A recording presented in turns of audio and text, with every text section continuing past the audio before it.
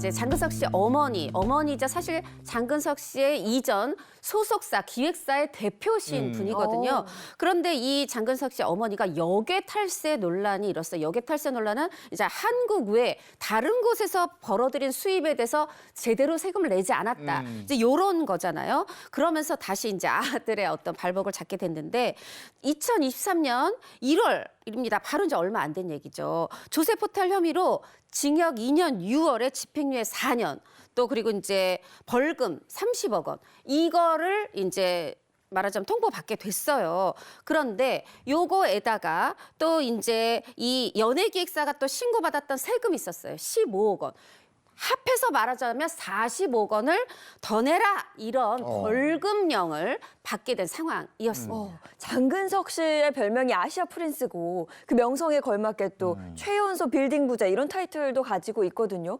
그랬기 때문에 많은 분들이 이 어머니가 탈세로 벌금을 냈다? 믿을 수 없다 이런 반응이었던 것 같습니다. 네, 맞습니다. 장근석 씨 이 부동산에 대해서 살짝 이야기를 하고 가자면요. 장근석 씨가 지난 2011년도에 청담동에 위치한 한 빌딩을 당시에 140억 원에 매입을 한 적이 있어요. 그러면서 이 언론 기사에 최연소 빌딩 부자다라는 보도가 굉장히 많이 나왔거든요. 그 빌딩 같은 경우에는 현재 250억 원의 가치를 가지고 있고요. 또 이뿐만 아니라 뭐 여러 가지 부동산들이 있죠. 또 아시아를 굉장히 호령했었던 아시아 프린스였기 때문에 장근석 씨의 재력 2020년 한 매체에 따르면 국내에서만 450억이 넘는다라고 하는데 제가 취재를 해보니까 국내에서만 700억입니다. 더 올랐어요. 그게 어떻게 가능하냐면 2014년도에 청담동 빌딩을 약 200억 원대에 매입을 했었는데 이게 9년이 지났잖아요. 이 빌딩 가격이 현재 약 500억 원입니다. 시세 차익만 약 300억 원이 생겼고요. 이 빌딩 당분간 팔지 않을 것 같다라는 제가 확신이 드는 게 한 저축은행이 들어가 있더라고요. 그런데 월세만 7천만 원이 나오는 아주 알짜 빌딩이에요. 그리고 시부야에도 사실 또 빌딩이 있어요. 일본 시부야에도 있는데 이 빌딩 같은 경우에는 약 10여 년 전에 샀을 때 그 당시에 600억 원이었습니다. 그러니까 지금 시간이 지난 걸 생각해 보면 글쎄요, 저는 이게 얼마인지 사실 가늠이 잘 되지 않을 정도긴 하네요. 약 1,300억 원 이상의 부동산을 가지고 있다라는 보도를 많이 나오고 있습니다. 역시 부동산인 건가요? 아니 근데 장근석 씨 어머니는 근데 어떻게 탈세를 한 거예요? 자, 이제 일단 이 30억 원, 15억 원 제가 말씀드렸는데 30억 원 어머니라면 어머니한테 벌금이고 15억 원은 이 또 기획사에 내려진 벌금이었거든요. 이런 부분이 이제 예를 들면 장근석 씨의 수입의 일부를 이걸 다 소속사의 어떤 매출로 보고를 해야 되잖아요. 근데 이 일부를 본인 명의 혹은 타인 명의의 해외, 일테면 홍콩의 계좌로 그냥 쓱 이체한 거예요. 그러니까 이게 수입이 잡히지 않으니까 이 부분에서 수입에 대한 세금, 소득세를 내지 않으니까 법인세를 내지 않으니까 이 부분이 탈세가 된 거잖아요.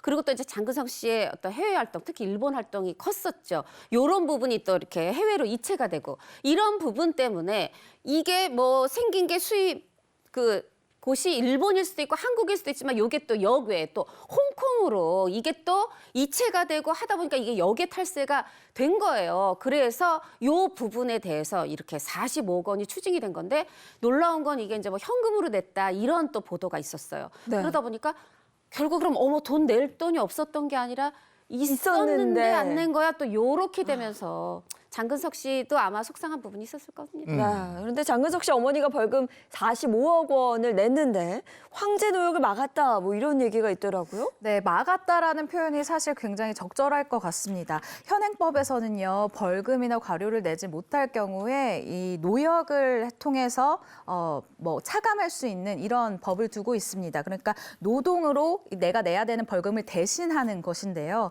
장근석 씨 어머니의 이 최대 환영 유치일이 1000일입니다. 1000일인데 아까 벌금이 45억이라고 그랬죠. 벌금 납부를 만약에 내가 거부를 한다면 이게 뭐 대충 추산을 해보니 하루에 300만 원어치의 노역을 대신하는 것이나 마찬가지인 상황이었던 거예요. 우리가 사회에서 일을 할 때 어떤 일을 해야 300만 원을 벌 수 있을까요? 그렇죠, 하루에. 그렇기 때문에 황제 노역이다라는 말이 나온 건데요. 검찰이 또 누굽니까? 이 장근석 씨의 해외 사업을 좀 배려를 해주고 분납을 통해서 통해서 자진 납부를 해라라고 설득을 하는 형식을 통해서 이 벌금을 모두 받을 수 있었다고 합니다.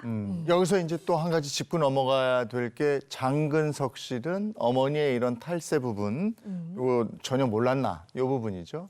그렇죠. 대중은 조금 의심의 눈초리를 보낼 수 있어요. 왜냐하면 15억 부분은 분명히 소속사에서 벌금을 받았으니까요. 그런데 장근석 씨는 단호한 태도를 보였습니다. 아니, 어떤 거냐면 이번 어머니 일로 인해서 누구보다도 내가 큰 충격을 받았고 참담함을 느끼고 있다.